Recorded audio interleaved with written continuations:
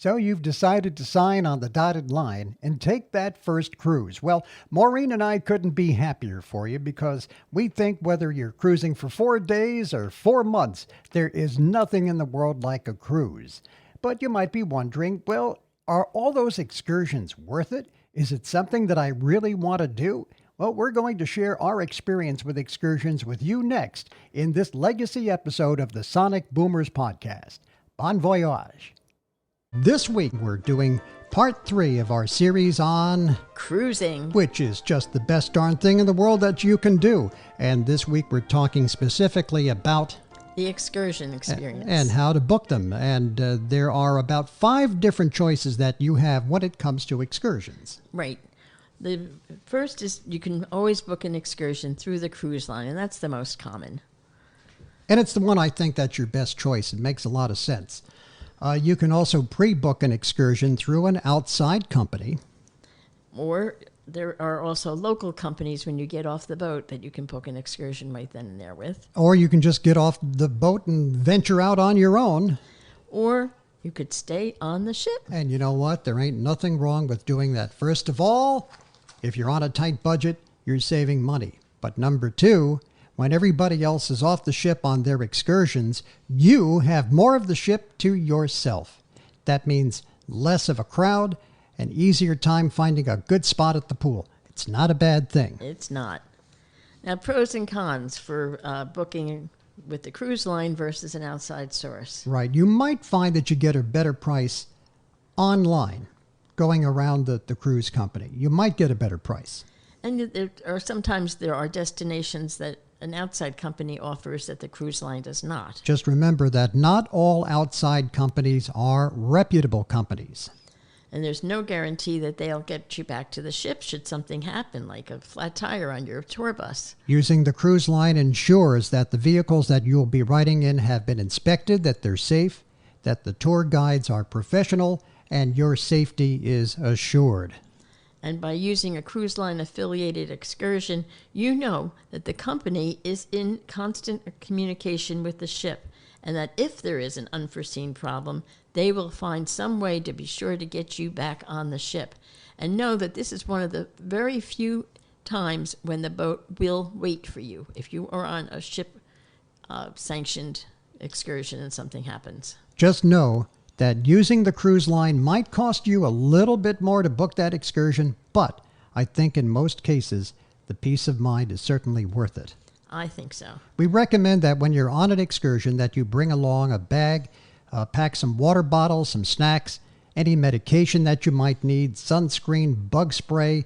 Also make sure that you have a waterproof watch, because remember, if you're going to be doing some diving, you don't want to wreck your watch. So make sure that you have a waterproof watch which is set to the ship's time. That's very important. If you're relying on your cell phone clock, which a lot of people do, it could reset to local time and you could wind up being late for your return to the ship. Also, water shoes might be required for some excursions. May be desired if, for example, you're on a rocky beach. Also, I recommend sneakers better than sandals or flip-flops. You don't want to be in sandals or flip-flops where you're doing a lot of walking. That's right. Now, there are categories of excursions that you might want to keep in mind. Active versus passive. Whether you want something with a lot of strenuous activity, or if you're more passive, like you want to sightsee. Hiking, swimming, scuba diving, things like that. Zip lining. Or just taking a sightseeing bus. Right. And if you read the descriptions, they're pretty accurate, and you can be pretty well informed by doing that. Yeah, they usually will tell you, is it a lot of uphill and downhill walking? Is it rocky terrain? They're usually pretty good about explaining how tough that excursion is going to be. Also, you want to think about, do I want to do a full day excursion, or do I just want something for a half day or just a couple of hours? Right, because it depends on how much you want to spend in the port, and of course the full day ones are more expensive because it's more time. Do you want to spend your time guided, or do you want free time? Do you want to sightsee with a guide to explain what you're seeing, or do you want to just take a free time excursion where the bus drops you off maybe in the shopping district and gives you a couple of hours to walk around and picks you up later on with a bag full of goodies? That's right. Now, if you are going to go somewhere that's like a a good distance from the boat, you really want to book an excursion. You don't want to take a chance on a taxi or something like that. Also, if you need a guide, you definitely want an excursion. Just remember that you're not in Kansas anymore. And believe it or not, as nice as everything may look, there are some sketchy areas that could be just a short walk away from the pier. So always be aware of your surroundings. And the best information comes right from the cruise staff. There are people dedicated to the excursions, and they can answer all your questions. And by all means, attend the presentation that they offer, where they go through all the different excursions and options. Now, here are some of the experiences that we've had. Our first trip, our first cruise ever, was to Canada. And we went to New Brunswick, and we went to Halifax, Nova Scotia. And the first time on any destination, we recommend a bus tour, because that way you are sure you got all the highlights. It's a very efficient way to see everything. See everything in a short period of time, and it's not really physically hard on you. Now, when we were in New Brunswick, we can tell you that there is a very nice market right by the ship's dock. There's also a bus tour where you can go and see the Bay of Fundy, which is very interesting to see. It is. It's a very unique geographic spot on the Earth in which this body of water has a high point and a low point, and because of the tides, the high point and the low point reverse as the tide comes in and tide comes out, and therefore the direction that the water flows also reverses. And it's a very unique thing. It's really hard to explain it to you on the air, but if you go on YouTube, I'm sure there's videos where you can see it. And even that doesn't do it justice. You really have to see it in person. And believe me, people stand and watch this Bay of Fundy change direction, and they stand there with their jaws dropped. And you get to go to see it from a beautiful vantage point way, way up high, and you're looking down on the Bay of Fundy, and you can see the whole thing. Halifax, Nova Scotia is also very nice, and we highly recommend going to the Maritime Museum in Halifax. There is a great exhibit about the Titanic. In fact, Halifax is where many of the people who were pulled from the water on the Titanic, the people that had died, were buried there in Halifax. And the tombstones are actually aligned to resemble the bow of a ship. I believe the guys that were in the Titanic band are buried at that site, as I recall. I'm not sure about that. Yeah. It's eerily interesting. If you're a Titanic fan, you definitely want to check this out in Halifax. And, of course, all of these places have wonderful shopping and restaurants and things like that to go to. Now we're going to talk about my favorite spot in the world. That's got to be Bermuda, the land of the most pleasant people anywhere. I guess, Maureen, it's that British influence that they have. I think so. They're very polite to a fault. One of the problems that we found when you get off the ship, and this was especially true in the Bahamas, it's a nonstop hustle. There's always somebody there trying to sell you some kind of a service, some kind of a product, braiding your hair, making you a Bahama mama. It's a pain in the neck. And this does not happen in Bermuda. They are not allowed to approach you. They are not allowed to hassle you. When you get off the ship, there will be vehicles there for tours, for sightseeing, and they hold up a sign explaining what that service is. They're not allowed to approach you. The whole attitude in Bermuda is, you are a Bermudian, and this is how you behave. You do not behave in an untoward manner. They're unfailingly polite. And we love that. Yeah. Now, when you go to Bermuda, the nice thing is that you're usually there for several days. So that's a good thing. So we recommend take the bus tour the first day and get the lay of the land. And that takes you from one end of the island to the other, and you see all the major You'll see things. The Somerset Bridge, the world's tiniest drawbridge. It opens all of about a foot wide. Yeah, it's really you'll something. see the Bermuda Parliament Complex. Lots of things. Yeah. Then after that, you're probably there for another 2 days. So to buy a ferry pass, there's a multi-day ferry pass, very inexpensive, and it allows you to ride the ferries unlimited. Yeah, as for many 2 times days. as you want. And it's a great ride, even just sitting on the Even ferry. if you don't do anything else. Enjoying ferry the is waves nice. and the breeze. It's terrific. It's really nice. So the one destination from the dock is to Hamilton, which is the capital city of Bermuda. Right. And that's about a 45-minute ride on the ferry. Mm-hmm. And when you get there, there's restaurants and high-end shopping. Oh, you can shop till you drop. I'm talking big buck designer They've fashion. got Yves Saint Laurent. They've got Louis Vuitton. How do you like my French? Oh, is that good? très bien, monsieur. They've got Gucci. They got Smoochie. They got Poochie. They got everybody. Everything. And it's not really too much of a bargain, but if you want to window shop or you want to bring back that special item, it's a good thing. The other place that you can go to by the ferry is St. George. Now, this is a more historical end of Whole of different the feel than island. Hamilton. It's the whole other end of the island at the very Very tip. colonial. Very colonial, very historic. Nice restaurants. Lots of very quaint kind of buildings to see architecturally, churches.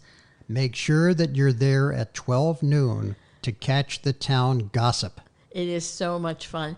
They reenact what they used to do back in the colonial days with someone that was a gossip. And this woman, she's employed by the town. She's done it for years. And she goes running through the town square, in and out of the restaurants, and she'll be like pursued by a bunch of guys dressed in colonial gear, and they're trying to catch her. And she's running, and she's interacting with the tourists, and she'll accuse you of, I was with you. Now, I saw you last night. Don't you go accusing me. I saw you with that other woman at the bar. And of course, it's all in fun. And what they do is they eventually catch her and they tie her to a chair and they punish her in the way that it was done in colonial times. They dunk her into the water 3 or 4 times. Yeah, and she's so great because she gets up and at the end, and you expect her to be all contrite, and she'll get out of the chair and she'll be, but I'm telling you, and she goes running off. Don't miss it. It's a hysterical, a lot of fun.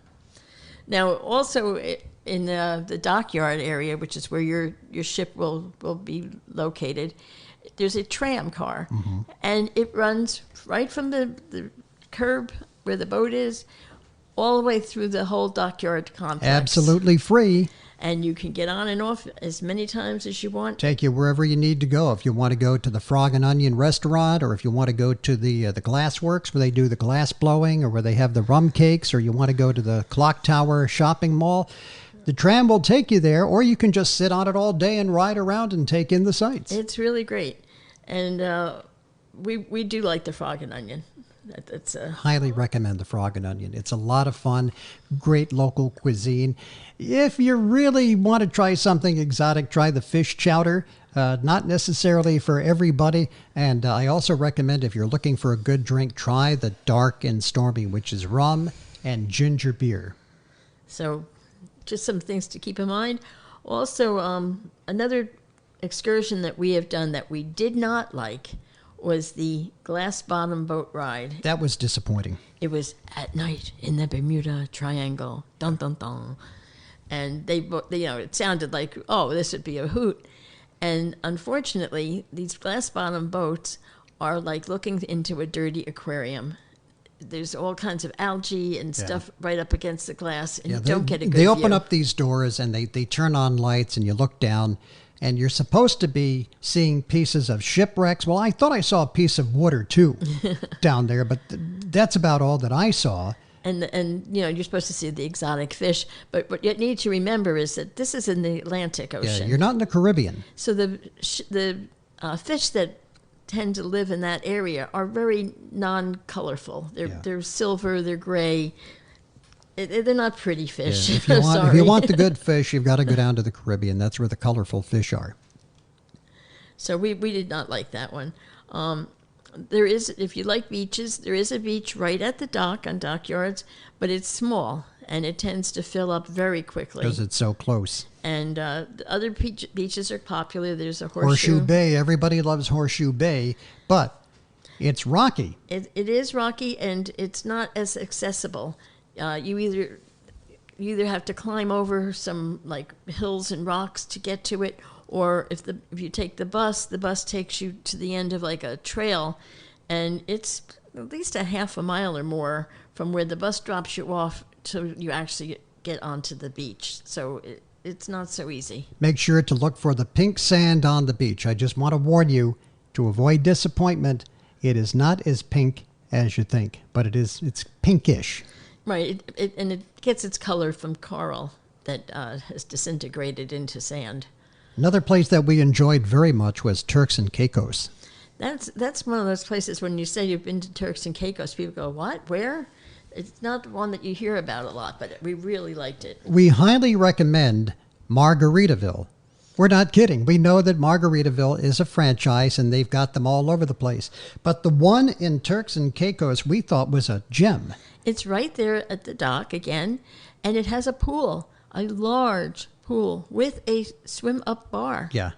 And it's free to go to this pool. They have live entertainment. There'll be Jamaican music and reggae sounds going on, steel drum music. Now, of course, if you want a table, do the right thing and order something, okay? Just don't sit there like a bump on a log. Order something and then, just get a burger or something and sit back and enjoy yourself and take a swim out to the pool bar and grab a drink. It's really good and inexpensive, even with buying a food. We also highly recommend an excursion of swimming with the stingrays. It's great fun. You're in water that's maybe waist high. The stingrays are very gentle. Let me assure you, Maureen and I did this. Everybody thinks about the tragedy with Steve Irwin when he got stung and killed, unfortunately, by a stingray.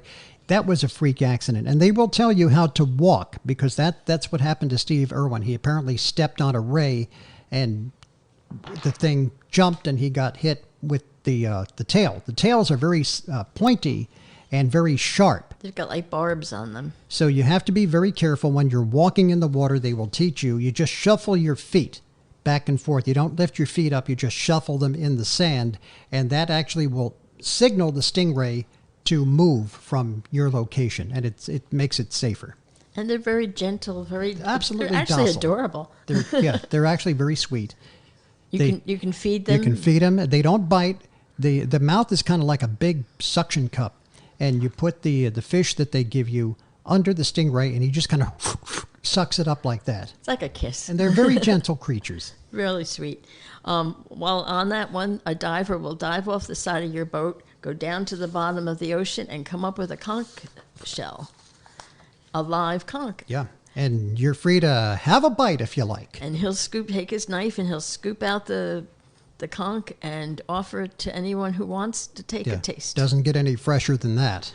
But I'm not a raw fish person, so I didn't try it. I am a raw fish person, and I love sushi, but the conch, I figured I'd take a sidestep on that one. So, Puerto Rico. Puerto Rico is an interesting place because when you go to San Juan, there is Old San Juan, which is very lovely architecturally, very brightly colored buildings and homes. And then there's New San Juan, which is kind of like New York City with palm trees. And yeah, in New San Juan, they've got all the major stores that you would expect to see anywhere. We toured the fort. That was very interesting to see. Mm-hmm. And if you are in San Juan, don't go into La Perla. La Perla is a very rough section of San Juan. It's actually segregated from the rest of the city behind a wall, and there is a reason for that. It's a very dangerous place to be, so avoid any temptation that you may have to go into La Perla. The name sounds nice. It's the Pearl, but it's actually a very, very rough neighborhood. Even the locals don't want to go there, or the police. So take that with a grain of salt. St. Thomas. Beautiful, beautiful island.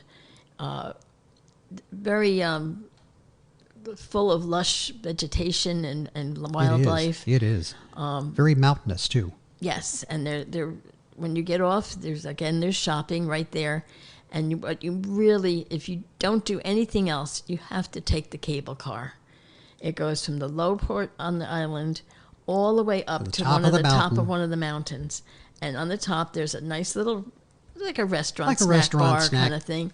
And there's also Tropical birds. tropical birds who will perform for you, and they're beautiful. The parrots, the macaws, the cockatiels, and they're trained and they do little acts, and you can buy a few souvenirs and stuff up there. And it's not terribly expensive. And when you want to leave, you just go back on the cable car and go back down the mountain. Finally, the Bahamas. The Bahamas, we want to warn you about, because there are a lot of shady entrepreneurs who want to do business with you, selling you all kinds of stuff. Horse and buggy rides, private tours for small groups and vans, people who want to braid your hair. That goes on nonstop. There's a lot of hucksters and hustlers. It's one of those ports where venturing out of several blocks immediately away from the dock can put you into some pretty scary areas. So be very cautious going there. Now, it's not all bad. There's the Atlantis Resort, which has, it's an all-inclusive resort, and if you were to go to the Bahamas not on a cruise, you could book a time there and spend your time at that resort, and it's all-inclusive. As a cruise participant, if you book it as an excursion, they will take you to Atlantis, and you will have access to all the things that are at Atlantis for the day. You can go in their pool, The shops, the pools. the restaurants, whatever you want. So And it's all hassle-free there. right, and Pete and I have not done that yet, but on the cruise, the people that have gone there have given it a very good review. So I think that we can recommend that. And finally, when you're in the Bahamas, they also have private beaches that are owned by the cruise lines. Right, each cruise line has their own. We went to Coco Cay or something. Yeah, Coco Cay, I think it's called. And you go out there and they set up a bar and they have food and drink and again, more places where you can buy stuff. And it's a nice time. It is. The drawback is that because of the shallow waters surrounding these beaches, the cruise line cannot get in close to the shore. So you have to take a tender, which is like a catamaran type boat, from the main ship to your beach. And if the water is rough, it can be a little difficult, a little tricky getting on and off the tender boat. It can. So just be aware. So that is the roundup of our 3-part series on cruising, Part 3 Excursions. And yes, Maureen and I are hardly world travelers, although we'd like to be. But we are sharing the experiences that we have had over the last, 12, 13 years that we've been cruising. And again, we urge you to take a cruise. There is a cruise for just about every budget. It's not as expensive as you think, and if you've got money to burn, well, it's a pretty damn good way to burn it. So take a cruise. I know Carnival is going to start cruising again. Hey, thank you for joining us on this edition of the Sonic Boomers podcast. This is a legacy episode recorded a few years ago. So we do want to point out that in Nassau, Bahamas, there has been a big change in that cruise port. They spent millions of dollars rebuilding it, and it's much safer. They have it sort of fenced off, and it's a very safe area. They sometimes have 6, 7 ships in there at a time. It's that big now, and I think it will be safer and much more enjoyable than it was when we went a few years ago.